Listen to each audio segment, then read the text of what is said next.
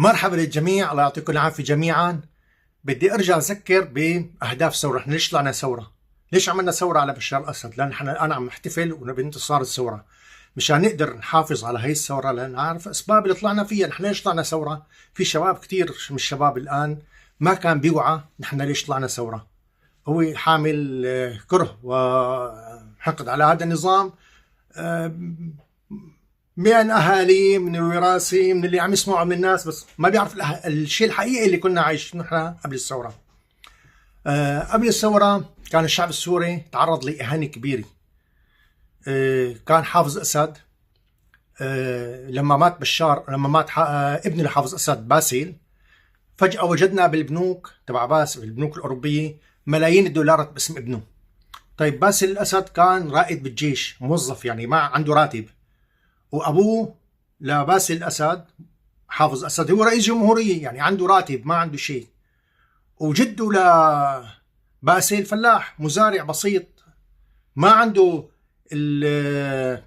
الاراضي، ما عنده، ما انه اقطاعي حتى نقول والله ورث اراضي وباعها، ما انه صناعي لحتى نقول والله عنده مصانع وعنده شغل واهاليه وارزاقه. لا، هو مزارع ما عنده غير قوت يومه. طيب منين هالملايين اجت؟ ليش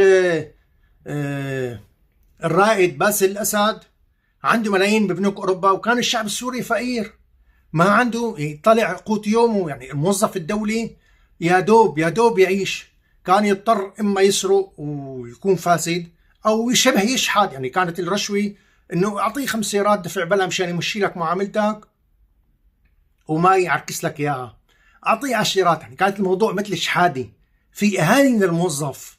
الموظف الدولي كان في اهانه له. الشعب السوري كله كان عايش بهي الاهانه. بعد ما مات حافظ اسد تفاجأنا انه تفصل الدستور على قياس حافظ اسد بقرار هيك بشحطة قلم. كان نائب رئيس جمهورية خدام شرح القلم، رفع بشار من عقيد لفريق.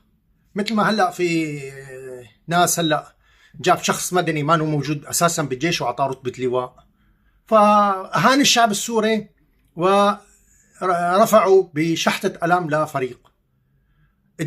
مجلس الشعب اجتمع وقرر انه ينزل عمر رئيس جمهورية من 40 سنة ل 37 سنة ليناسب عمر بشار الاسد، لانه كان بوقتها عمره 37 سنة. خلال نص ساعة اجتمع مجلس الشعب وعدل الدستور وصار على قياس بشار الاسد.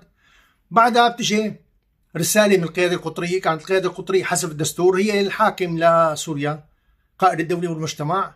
فرجع الترشيح من القيادة القطرية لمجلس الشعب انه احنا بنرشح بشار الاسد ليصير رئيس جمهورية. ومجلس الشعب كمان خلال هيك دقائق كان مصوت على بشار الاسد ومرشحه رئيس جمهورية. وصارت انتخابات، كمان انتخابات دقيقة وديمقراطية، وفعلا ترشح، نجح بشار الاسد بالانتخابات.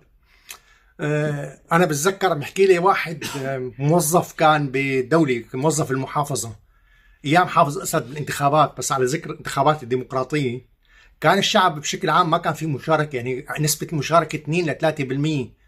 الشعب كله كان مقاطع الانتخابات ما يشارك، كاحساس انه نحن رافضين هذا الحكم بس ما لنا قادرين نعمل شيء. ف المحافظ كان سهران باحد الاماكن عم ياكل ويشرب ويسكر ومبسوط الزلمه. بيجي لعنده موظف قال له سيدي شو نحط نسبة النجاح؟ فطلع فيه هيك المحافظ قال له حتى 97%.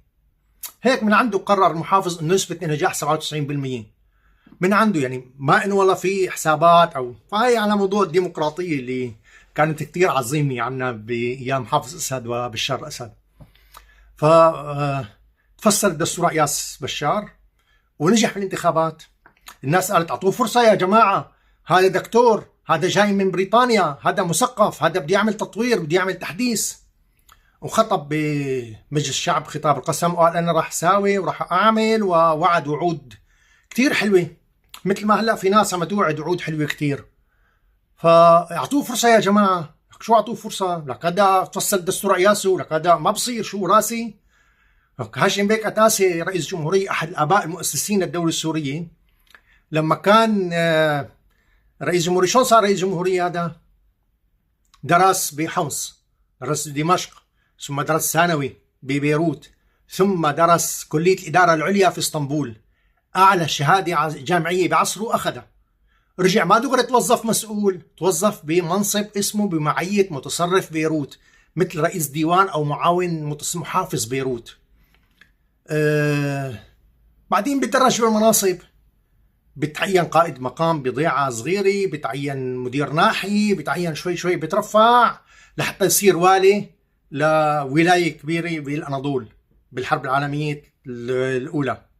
كان مشان يكون قريب من السلطة، قريب من السلطنة العثمانية، لأنه كان شخص مهم بالنسبة له، خيفانين أنه يكون له دور بالحركة التحرر اللي كانوا عم يشتغلوا فيها المثقفين السوريين بهذاك الأيام، المثقفين العرب اللي عم يطالبوا بإصلاحات من الدولة العثمانية. ثم تطور الأمر ليطالبوا بانفصال، مثل ما كنا نحن عم نطالب بإصلاحات من بشار. يعني كنا عم نقول له يا أخي نفذ خطاب القسم اللي حلفت عليه. كنا أنت عم تقول بخطاب القسم بال2000 لما طلعت على الحكم استلمت رئيس جمهورية بال2001، أنت قلت بدي أعمل 1 2 3، قلنا لك نفذ الشيء اللي عملته بعد 11 سنة اللي هلا ما عملته. فكان يقوسنا ويقتلنا لحتى قلنا يسقط النظام، لأنه ما في غير حل واحد لحتى ننفذ هاي الشغلات. هاشم أتاسي صار والي بعد الانفصال عن الإمبراطورية العثمانية، رجع على سوريا، صار عضو بالبرلمان، صار رئيس لجنة صياغة الدستور، صار وزير، صار رئيس وزراء، بعدين صار رئيس جمهورية. ما دغري لأنه أبوه رئيس جمهورية صار هو رئيس جمهورية. شخص تدرج بمناصب، تدرب وتنقل بأكثر من محل ببلادنا، بأكثر من مدينة وبأكثر من قرية، يتعرف على الناس، تعرف على عاداتهم، على ثقافتهم، صار يعرف الناس شو هي، يعرف أوجاعها الحقيقية. ما هيك دغري، ودرس أعلى شهادات عصره ودرج بمناصب، وبعدين صار رئيس جمهورية وفق انتخاب ديمقراطي، وفي كان منافسي وكان في كل شيء. الإهانة اللي تعرض لها الشعب السوري من بشار الأسد ومن السلطة دفعته لأنه في يحتقن. بعدين صار معنا الفساد، الموضوع المالي. يا أخي ليش رامي مخلوف معه ملايين؟ مين هو؟ ابن خالة الرئيس الجمهورية. طيب ليش أنا في شاب اسمه محمود عيسى صديقي، محمود عيسى شاب علوي من حمص، دعوا شهادتين جامعة، معه حقوق ومعه أدب إنجليزي، تقريبا مقضي عمره بالحبوس، فايت لعند حافظ أسد، حافظ أسد حبسوه، ورجع بشار حبسوه. يعني حبسوا بشار الأسد بس لأنه وقع على بيان عم يطالب بأنه يكون في علاقات سليمة مع لبنان، فتح سفارة. بعد ما انحبس 5 سنين طلع عليه قرار سجن 5 سنين. بيعملوا سفارة بين سوريا. طيب ليش حبسته؟ هو عم يطالب انه نعمل سفارة، حبسته لأنه عم يطالب يعمل سفارة مع لبنان، يعني علاقات دبلوماسية، وانت حبسته على هالقرار لأنه هذا طالب هذا طلب، وبرجع انت بتعمل سفارة يعني بعدها بتعمل سفارة. فانت ليش حبسته؟ يعني هو عم يطالب شيء انت عملته بعدين. هذا الاستبداد تبع حافظ أسد. فمحمود عيسى معه شهادتين جامعة، شاب كتير مثقف كتير راقي، لكن كان فقير. بيته أنا بعرف بيته على الإسمنت، ما في بلاط وما في على التلييس، ما في دهان، كان بآخر الأرمن. طيب إذا قلنا هاي سلطة العلوية فلازم محمود عيسى يستفيد، هو كتير مثله الفقراء. نحن هلا شفنا بالفيديوهات لما طلعوا على القرداحة، شفنا بيوت القرداحة قديش فقيرة. إذا هاي سلطة فساد كانت، ما كانت سلطة طائفية. طيب لحتى هلا نحافظ على ثورتنا لازم تكون عيننا مفتحة على أي سلطة بدها تكون موجودة. ما بصير نتعرض لنفس الإهانة وتتكرر علينا. بشار الأسد بيقولنا أنا بدي دولة متجانسة، وفي ناس تاني هلا بتقول لك والله نحن الحكومة هاي متجانسة مشان نمشي حالنا. بشار الأسد كان يقول أعطوني فرصة لحتى أعمل تحديث وتطوير، ولسه ما صار. هلا لا بتقول لك لسه ما صار له العصر من امبارح العصر. نحن لازم نكون كتير عيوننا مفتحة على السلطة، وما نستهين أبدا بأي تصرف من التصرفات. بشار الأسد أخوه ماهر بالجيش، ابن خالته هو مستلم الاقتصاد، وبعض السلطة الثانية اللي مؤقتة حاليا بحط اخواته، واحد محافظ وواحد وزير.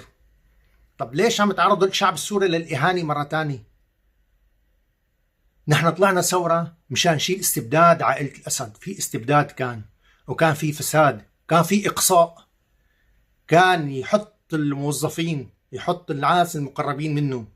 طيب ليش هذا الإقصاء؟ نحن ما بجوز نحن نكرر نفس العقلية، ما بصير نحن نكرر نفس اللي كان يمارسه نظام الأسد. ما بصير نحن نهين ونكسر ونأذي العالم تحت أي ذريعة من الذرائع. بدنا ننتبه كتير. هاي ثورة، هاي عملنا ثورة يعني ثورة يعني تغيير جذري. نحن بدنا نغير من هذيك النظام اللي كان هيك لنعمل نظام تاني مختلف جذريا عن هذاك النظام تبع بشار الأسد. أنا هذا اللي حبيت أقول لكم إياه اليوم. نلتقي إن شاء الله بفيديوهات تاني وبنحكي أكتر. السلام عليكم.